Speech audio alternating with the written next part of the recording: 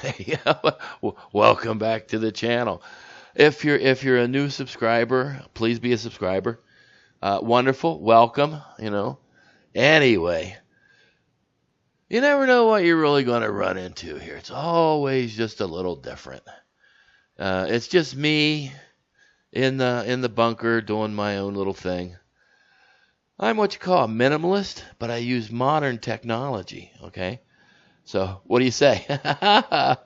What are we going to do today? Tell you what, let's go visit the fermentation station. How's that? We're in the bunker. Let's check it out. So you can look through the whole diagram and everything on how fermentation works, or go to school. All right, that's the thing.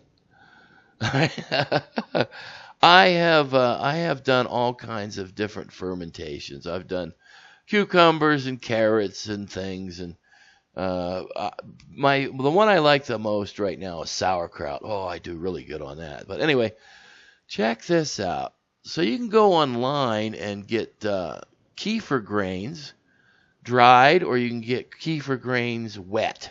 I was like, wet.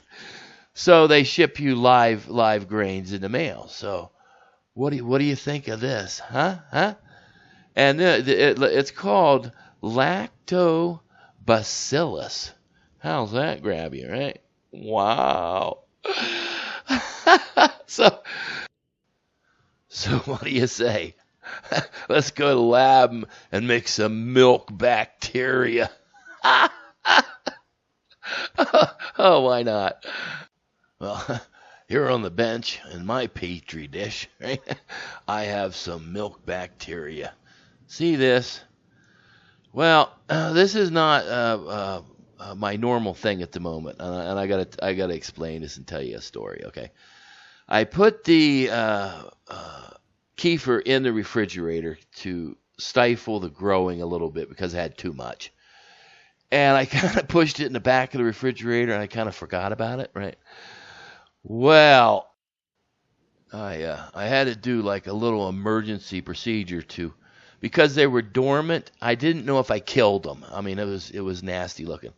So I had to kind of bring them back to life with some feedings. Okay, and this is a feeding right here because I have a whole week or so of kefir left to drink, daily, right? So I need to redo this and feed it, and then let it go back to sleep normally again. So anyway, so that's why there's not a lot of kefir, but see all the milk debris at the bottom, and there's a thin line away. I got way too much milk solids that this thing is basically pooped out. Okay, so basically I'm gonna clean this out and refill it. There we go on the bench here. The grains were actually starting to starve, if you want to think about it. So you basically just pour the kefir in the deal, right? The strainer. Do not let it touch metal, whatever, okay?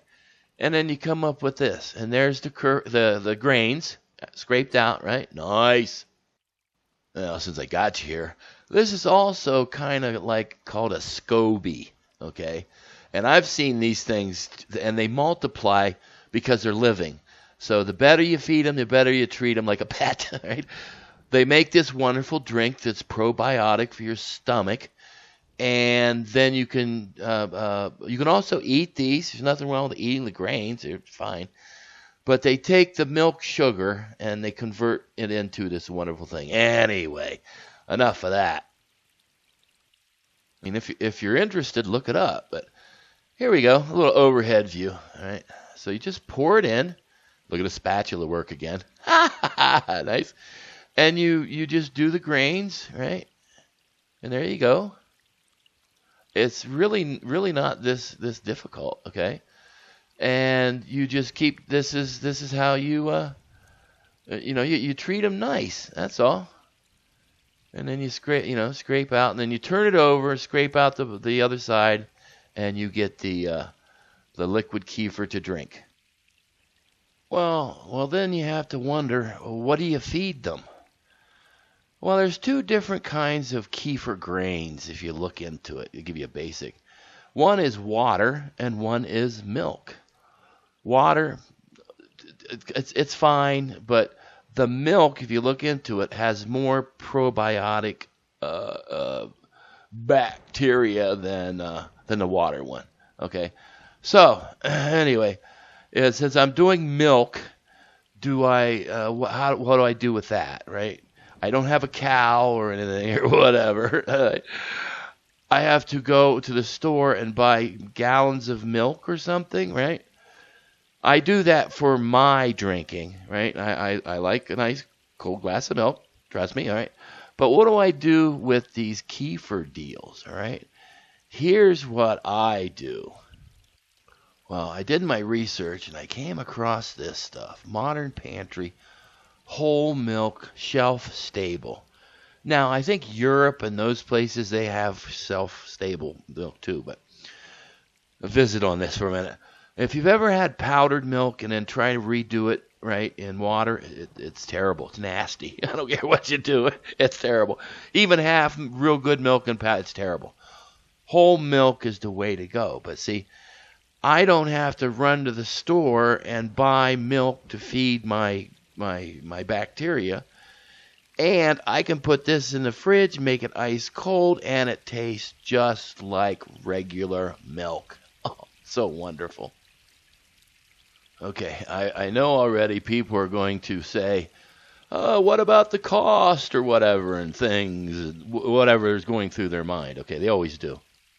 Oh, good. I like I like going down rabbit holes and visiting and ciphering and here you go. Let's check this out. So you can buy these 32 ounces of perfectly nice milk, shelf stable until you open it, for $1.25. You get a case of 12 for like $15, call it, right? Oh my God. Well, all right. So just for numbers, you can get a gallon of cold milk from the store. Let's call it $2.50. So it's double the price, okay? Here's the thing. I don't have to run to the store to feed my grains. I got milk sitting there. If I put them to sleep, like I'm doing now, they're going to hibernate for up to a week, right? As long as I watch them or whatever, before I need to refeed them or do something with it, right? Not a big thing. It's time saving and whatnot to me. So anyway, what do you say? Here we go. This is what you do. You pour it in. You don't even have to stir it. You just pour your milk in, and that's basically it, right? So basically, I was running 2 different jars, and I would take one of those cartons, and that would give me this amount, right, to feed them, to bring them back to good health again, all right? So here we go. So basically, right, just pour the milk in, nothing fancy. You don't even have to stir it if you don't want to. Now this stuff here, you just take it and pour it into a jar, and you put it in the fridge, and you drink it. That's how you make kefir. It's pretty all right, huh? Not too shabby. Now, if I didn't have any good kefir, I would drink that, but I'm not going to drink that. It's not enough, really. It's not. There's really no. Question is, would you drink the good kefir? I mean, it's dynamite, but this is just a feeding. Anyway, hey, thanks for popping in. Did this on request kind of thing. Anyway, look up kefir. It's good for you, right? Tell you what, I'm out of here.